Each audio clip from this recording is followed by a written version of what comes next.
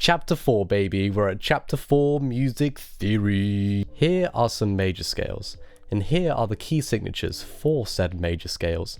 Notice how there are sharps or flats in each of these key signatures, no mixture of both. If we look at the sharps first, we see a pattern.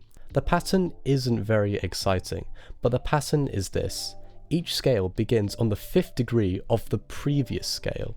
This is extraordinarily useful, because when learning your key signatures, you can use a rhyme to remember which key has how many sharps. To put it simply, Father Christmas gave Dad an electric blanket. The first letter of each word correlates with the new note that gets sharpened in each key signature. And best of all, if you say it backwards, you get all the flat key signatures. But maybe change up the rhyme so it sounds more human, like blanket exploded and Dad got cold feet.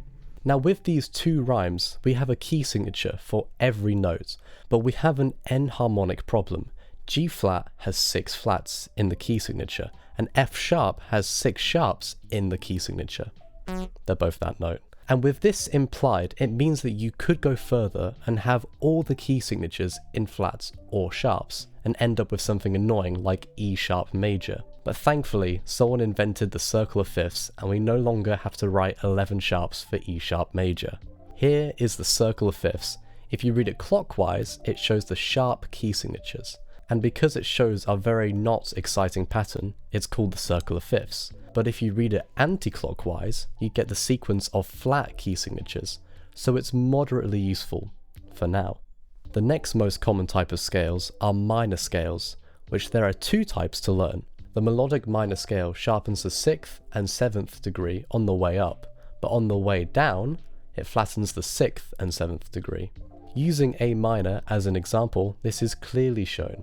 The other type of minor scale is the harmonic minor, which the notes are the same on the way up and down, and only contain a sharpened 7th degree.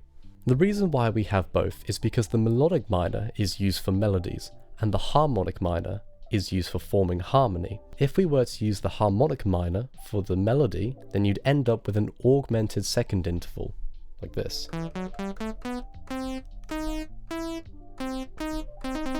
That's the interval. Going from the 6th to the 7th degree, which didn't sound nice back in the good old days. The key signatures of minor keys always contain the sharps or flats of the descending melodic minor. What that means is this. The key signature of E minor only has an F sharp in it, and when we take a look at the descending melodic minor, you find only the F sharp. So while it can get confusing with all these new sharps you're adding, if you do get confused at what key you're in, just look at the descending melodic minor, or the key signature works too. Major and minor key signatures are more related than you might think. The key note of a minor scale is the same note as the 6th degree of a major scale, with the same key signature. Here, C major and A minor share the same key signature, as do G major and E minor, and F major and D minor. We call this relationship the relative minor. If you want to find the relative minor of a major key signature, like C major, then go down 3 semitones, and vice versa if you want to find the relative major of a minor key signature, go up 3 semitones. Now this book goes on a pretty big rant about the slightly misleading name of a relative minor, but I'm going to condense that down into 2 sentences. C major and A minor are relative because they share the same key signature. C major and C minor are not relative because they use completely different key signatures. That's it. For grade 5 theory, the ABR SM boffins want you to learn these cool scale names. So here they are. Tonic means the key note or the 1st degree of a scale. Supertonic means the 2nd degree. Median means the 3rd. Subdominant means the 4th. Dominant means the 5th. Submedian means the 6th. Leading note means the 7th. How I memorized them was writing them all out until I could do it from memory. Most people would call that a form of punishment, but that's just a day in the life for musicians. When you're using a minor key signature, which has many sharps or flats, you may need a double sharp or double flat for the melodic or harmonic scale. The reason why is the note itself has to stay in that position. You can't move it up a line and then use a flat because that wouldn't be a scale or make logical sense. This example in G sharp has so many sharps already, but we want to add more for the lulls. So on the 7th degree, for the melodic minor, we use a double sharp. Easy.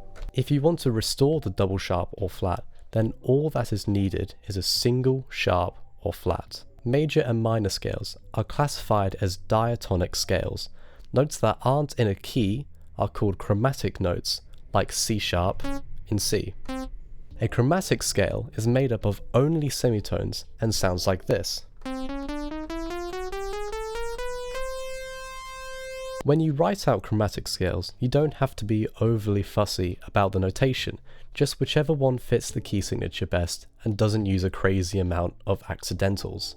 At this point, the book goes into harmonic chromatic scales and melodic chromatic scales. However, I don't think it's worth covering this yet, as it's a bit pointless. Maybe later though.